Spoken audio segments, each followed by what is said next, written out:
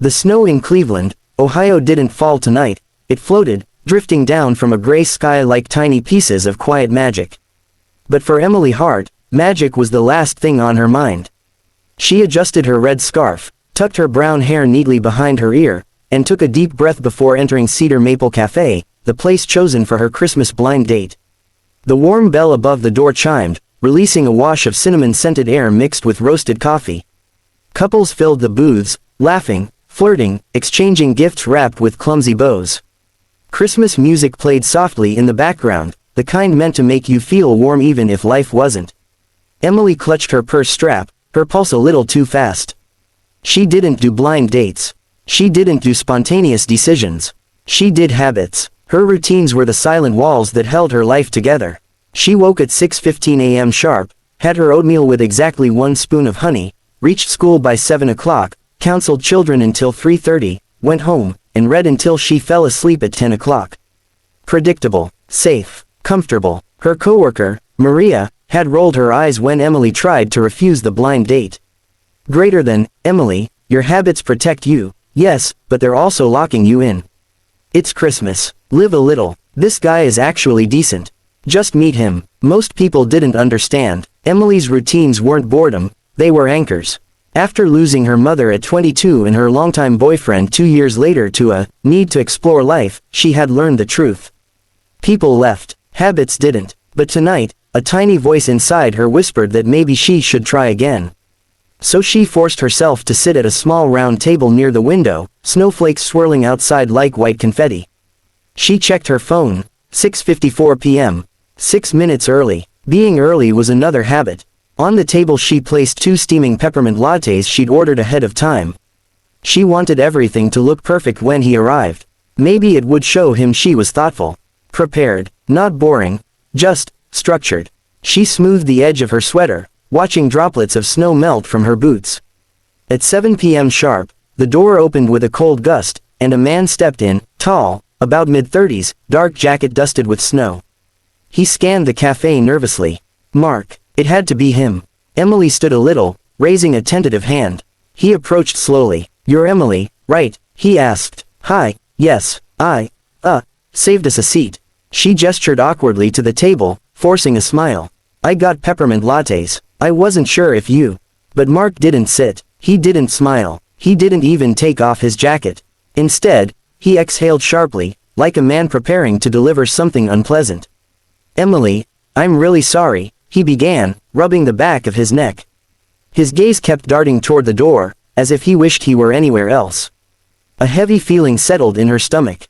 My ex called 15 minutes ago, he continued. She wants to talk, and, honestly, I think there might still be something there. So he swallowed. I think I should go see her. Emily blinked, trying to keep her expression neutral.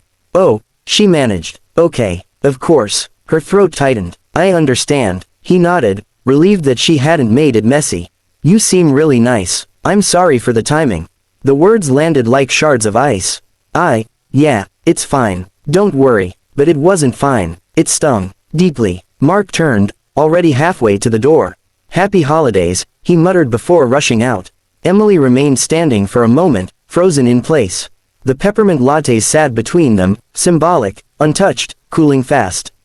People were glancing over, whispering in low tones because rejection always drew curious eyes. Her cheeks burned with humiliation. She quickly sat down, staring at the swirling foam in the cup.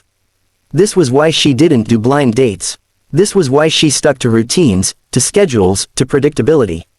Habits didn't embarrass you. Habits didn't walk away. Emily pulled the latte closer and took a shaky sip. It didn't taste sweet anymore. The sting in her chest grew sharper. She wasn't angry at Mark, she barely knew him. It was the pattern she hated. Every time she stepped outside her comfort zone, something went wrong. Every time she dared to hope for something real, it slipped away. She wrapped her hands around the warm cup, but her fingers still trembled. Across from her, the empty chair felt louder than any Christmas song playing in the cafe. Maybe this had been a mistake. Maybe she should have stayed home with her book and her calming peppermint candle. Maybe Maria was wrong. Through the large window, she watched Mark walk hurriedly down the snowy sidewalk, disappearing into the blur of holiday lights. Of course, she whispered bitterly to herself. Of course that would happen. She glanced down at the second latte. She couldn't even look at it. It felt like a prop reminding her of how naive she'd been to imagine tonight could turn out differently. A sudden wave of sadness overtook her, and she pressed a napkin to her eyes, forcing herself not to cry in public. She hated crying where people could see her. She breathed deeply, ready to stand and flee the cafe, back to the safety of her solitude, when something small tugged gently at her sleeve. She looked up. Standing beside her was a girl, maybe 5 or 6 years old, with curly brown hair, pink gloves, and sparkly snow boots. A stuffed reindeer dangled from her tiny hand. Her big hazel eyes stared sweetly at Emily. "Excuse me," the girl said in a soft, careful voice. "Can we join you?" Emily blinked, completely taken aback. Behind the little girl stood a man holding 2 hot chocolates, looking tired, overwhelmed, and apologetic. And in that unexpected moment, before Emily said a word, her entire night quietly turned. Emily had just been rejected. Her heart felt like it had cracked right in the middle of a crowded Christmas cafe. But then, that tiny voice. That tiny spark of magic. "Can we join you?" She blinked. A little girl with pink gloves and a stuffed reindeer climbed straight into the empty chair where her blind date should have been. Like she belonged there. Like fate had sent her.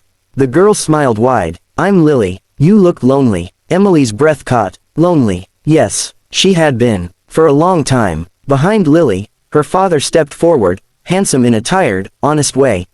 His eyes said he had lived through storms too. "I'm so sorry," he said softly. She hates seeing people sad. Emily didn't hesitate. "Please, stay." And just like that, the chair that had symbolized rejection became the seat of something new. They talked, laughed, shared stories like old friends instead of strangers. Lily fell asleep halfway through her hot chocolate, her tiny head resting on her father's arm. Daniel, yes, that was his name, looked up at Emily with a gentle, grateful smile. "I haven't felt this warm in months." Emily felt her cheeks heat. When he stood to leave, Lily snoring softly against his shoulder, he paused. "Emily, could we see you again?" Her heart didn't just beat. It lifted. "I'd like that," she whispered. And for the first time that night, the empty seat wasn't a symbol of rejection anymore. It was the place where destiny finally sat down.